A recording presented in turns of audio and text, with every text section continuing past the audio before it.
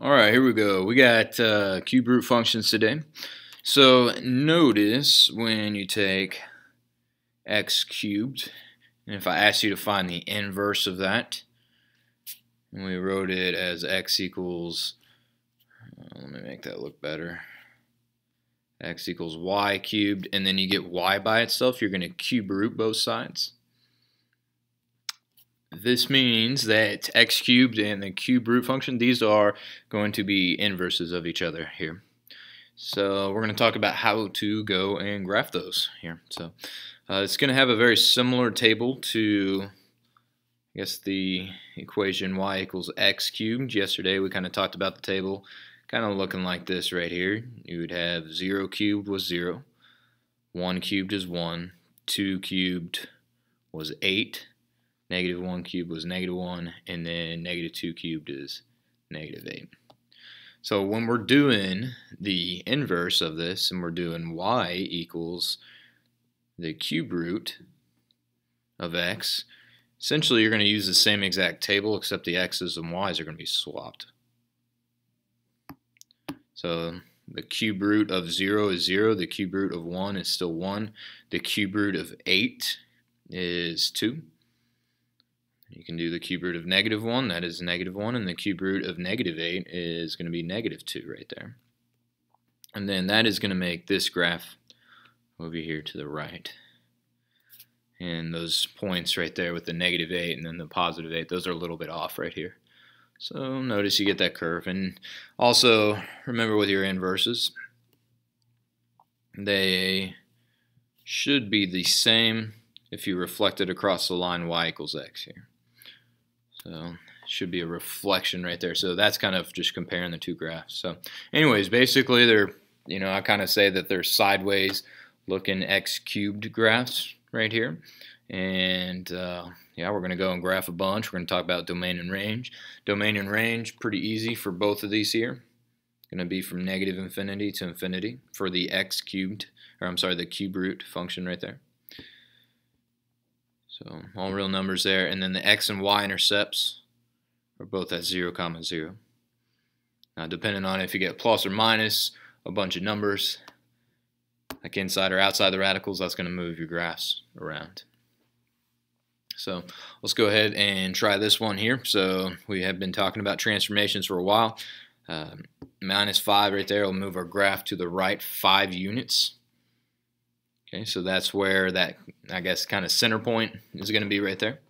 And then what we're going to do is use that point to go and fill in kind of the rest of the table there. So if we go and plug in 5 into this function right here, you're going to get 5 minus 5, which is 0, and then the cube root of 0 is 0.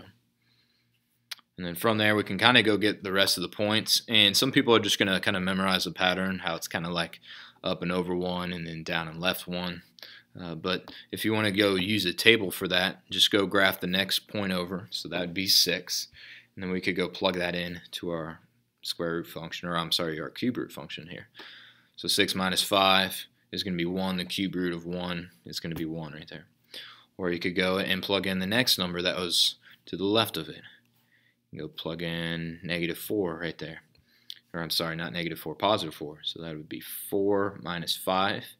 That would be the cube root of negative 1. And the cube root of negative 1 is negative 1 right there.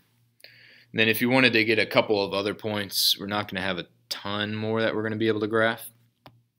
But as far as getting like other points to graph here, we would probably need something that we can go do the cube root of. So we can go cube root 8.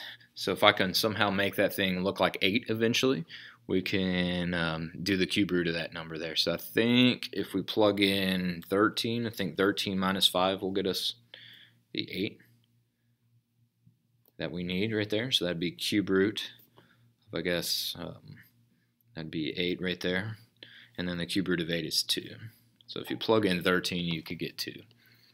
Honestly, though, if you get these 3 middle points, that's probably going to be good enough. And then just make sure you kind of draw it kind of flatter looking than a regular x cube graph, and then you'd be good.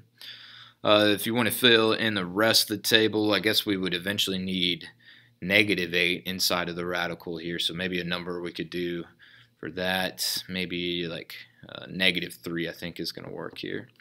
Yeah, so if we go plug in negative 3 minus 5, and the cube root of that, that'd be the cube root of negative 8, which would get us negative 2 right there. So go ahead and plot that right there. There's where that point should be.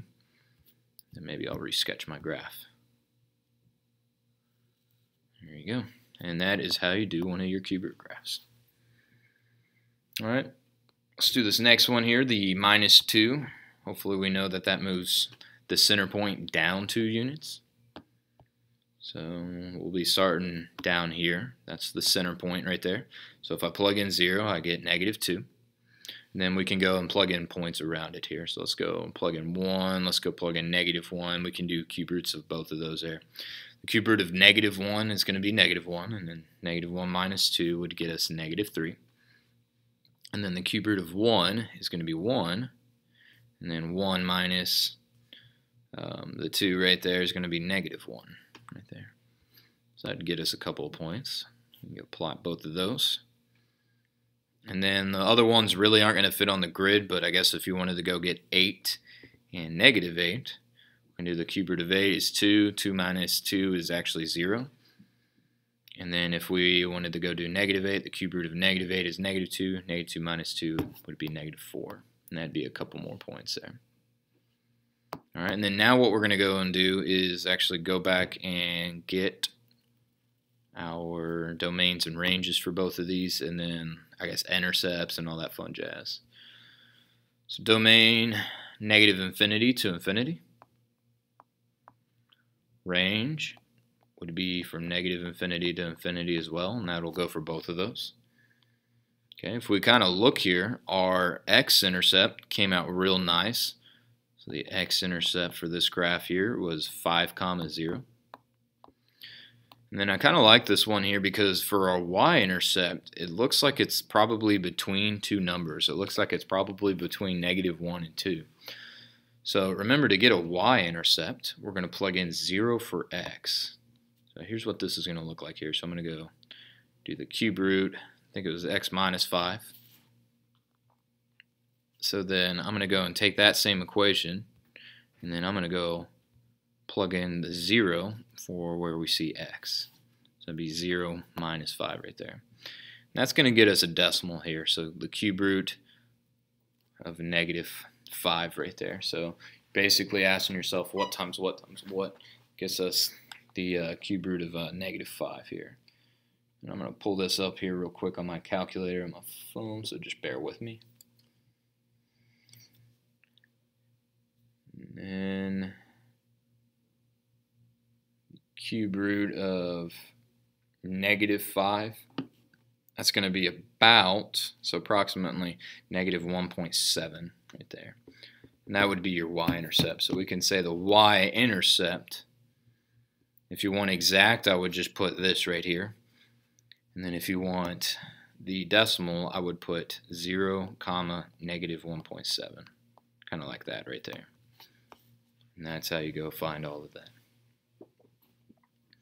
Okay, and then let's go do x and y intercepts for this other graph here. So actually we can kind of see it from the table here. There's your y-intercept.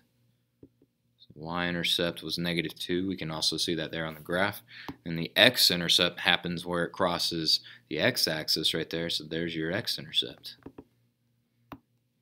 And then domain and range, that will be the same exact thing here on both of these here. Pretty much for all of your cubic functions right here, they'll always have domains and ranges of negative infinity to infinity. So there's you a couple of examples of graph in here. Next type of problem here, sometimes they might ask us to do the maximum and minimums over a given interval. Sometimes they might write it like this, where you can say negative 8 less than or equal to x, which is less than or equal to 0 right there, or sometimes they'll just write it here in interval notation. But what you need to get in your head is both of these are x values, and we're going to go plug in both of those x values, and then we're going to figure out which one gets us the maximum and which one gets us the minimum between those. So first one here, we'll start out with plugging in negative 8. And then we're going to go add 1. The big thing that you need to make sure to do is this plus 1 is after you do the cube root of negative 8. saw a lot on one of the quizzes here where people are adding 1 first to the -8. So the positive 1 is outside the radical. So do the radical stuff first right here. So the cube root of -8, that's -2 right there. And then -2 plus 1, obviously that'll be -1. All right, and then now we're going to go plug in 0. If you want to split your page in half, you can do that. And we'll go do the cube root of 0 and then plus 1. So obviously that's 0 plus 1. That's going to come out to +1. Okay, so then we say that the minimum is -1, and then the maximum is +1. And that's all you do there. So you take those two values, you plug them in, you figure out what your y values. These are both y values that you're getting. So which one has the highest and which one has the lowest y value. Okay, let's try out the next one here. So we got -2 and then 6. Okay, so notice that +2 is inside of the radical. Right, and then remember both of these are x values here, so go plug those in. So we'll go the cube root of -2 plus 2. So you're going to add those together first, and then you cube root it. So that'll actually be the cube root of 0, which just comes out to 0 right there. So y equals 0. That's one of your values. It might be a max, might be a min, not quite sure. And then now we can go plug in the 6 right there. So we'll go cube root of 6 plus 2. So that'd be the cube root of 8, which comes out to +2 right there. So the lower of the 2 is 0. So that'll be your minimum. And then the higher of the 2 is the maximum right there. It's 2. All right, now if they had like a negative out here in front of the radical or something like that, or even a negative inside the radical, sometimes that'll make your max and min switch here as far as like if you plug in the lower or higher number. So really, you know, just pay attention to your rules, or just wait till the end before you say which one is your max and min. So there you go. Okay, next one here, you're going to find the inverse of this cubic graph here. So notice this is something that y'all did yesterday here. And then we're going to find the inverse, and then I guess they gave us a graph so we could go and graph both of them if we wanted here. So to find the inverse of anything, remember to switch your, first of all, we're going to write that as y, and then we're going to switch that to x, so, and then we're going to re-solve for, I guess, our y right here. So we just swapped x and y. Okay, to get rid of this 1/2 here out in front, I'm going to multiply both sides by 2. And that would actually cancel out the fraction on the left side, so you don't have anything to distribute anymore. So this will be 2x, and then equals, I guess, y plus 2, and then cubed. Okay, after that, then we're going to cube root both sides of our equation right there. And that'll get us, and actually I need the little 3 there. That'll get us y plus 2, and then you'll have the cube root of 2x, and we don't know what that is, so we just leave it as the cube root of 2x. And then we'll subtract over the 1. So we'll say the cube root of 2x, and then put the -1, make sure it's, or I'm sorry, not subtract the 1, subtract the 2. Make sure you put that -2, make sure that's outside your radical. All right, and then that'd be y raised to -1 there. That's how you write the inverse notation, or you could even get real fancy and put the f of x, so f inverse of x is the cube root of 2x, and then -2. Okay, and what we're going to do here to go and graph it, what I'm going to do actually is I'm going to graph this first one here. I'll do it in purple, and then I'll make a table for that, and then after I'm done with that, then I'll go and switch the order to go graph the other one. And here's kind of what I mean by that. I'm going to go make a table, x, y, and then think about this. This +2 moves us to the left 2. So that'd probably, you know, points around there would probably be some good points to plug in. So I'm going to go plug in, you know, like, for example, you could go and do -2 would be a good point, and then I guess other points around it, -1 and 0, maybe even -3 and -4. So let's think about this here. If I plug in -2 into the equation here, I'm going to kind of erase this since I got a bunch of junk around it. But if I plug in -2 here, that's going to be -2 plus 2, which will be 0. 0 cubed will be 0, and then 0 times half will be 0. Okay, now if I go plug in -1, Let's think about that. -1 plugged in, that'd get us +1. And then you'd have +1 eventually cubed, and then times that by half. So that's actually going to get us 1/2 right there, which obviously is not the cleanest number to graph. Okay, and when we plug in 0, let's think about the 0 right there is going to be 0 plus 2. So you'll have 2 cubed, which will be 8, but then you got to multiply 8 by the 1/2. So then that'll get us half of 8 should be, I guess, 4 right there. And then you can go and plug in the other points. -3 is going to get us -1 inside of the radical there, or inside the parentheses, and then cube that. It's going to stay -1. Then half of that is going to be -1/2. And then once you go plug in the other point, you're actually going to go and get -4. So just kind of speeding that up there. So now we'll go take all those points and we'll plot them. And we already had -2, 0. So we'll go -3 and then 1/2. Or actually, I think it was -3, -1/2 right there. And then we had 2 1/2, or -1 1/2. And then we have 0, and then what is that? 0, 4.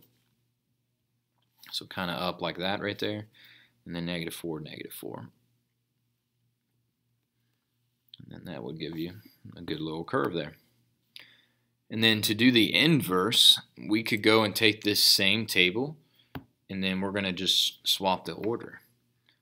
So your inverse function here, I'm going to just rewrite it again. Cube root of 2x and then -2 right here. Here's the table for that. It's going to be the same exact thing with you just swap the order of x and y. So this will be -4, -4. Obviously that doesn't really look different. But then here's where it looks different. -1/2 and then -3. Or 0 and -2.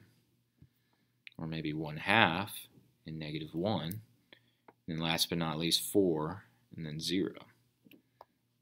And we can go and plot all of those points right there. Okay, so -4, -4, that kind of stays there at that same spot. -1/2, -3 would be kind of like over here. 0, -2. 1/2, comma, -1. And then 4, comma, 0, way out here. And it kind of looks like a sideways looking x cubed graph. And that's how you graph both the inverse and the original graph right there. Alright, remember too that these graphs should be reflections across this line y equals x. So if you tilt your paper a little bit to the side, you can kind of see it should be the same, or it should be symmetrical, both sides of that line right there. Alright, and I think, yeah, these are the last examples here. The last type of example here, using compositions to determine if these are inverses. Remember, compositions is basically when you take one equation, you plug it into the other one, and then it needs to simplify down to x. So these need to simplify, all the way to x. And if they simplify to x, then they are true inverses of each other. So we need to do f of g of x, and then we need to do g of f of x. Alright, so f of g of x means take your g and then plug it into the f. So take your g equation, here's your g, and then we're going to plug that in for the x right there. And then if it simplifies down to x, then we are good to go. So this will be cube root of x plus 3 outside. And then that was going in for the x, and then minus another 3. And then you're going to cube all that. Okay, so the -3 and the +3, those are going to cancel each other out first. And then you have the cube root of x, but then you got all of that cubed. So cubed and a cube root undo each other, and then that does simplify down to x. Okay, and then let's go do the other order here. So this means to take fx and plug it into g. So here's your fx equation. Take that, plug it in for the g equation right there. So we'll go cube root of all of this stuff, x minus 3, and then plus 3. Or actually, it's x minus 3 cubed right there. Alright, and then the cubed and the cube root, those undo each other, so it's x minus 3, and then plus 3, and then those minus 3's and plus 3's cancel out. So these both simplify down to x, therefore these are inverses of each other. Okay, now let's go see if this other example here, let's go see if those are inverses. So first I guess we'll go f of g of x, which means we'll go place g into f. So we'll go and take that right there. So we'll go 7 and then cube root of x, and then I guess all over 7 right there. And what am I forgetting? Oh, it's this thing cubed here. Oops.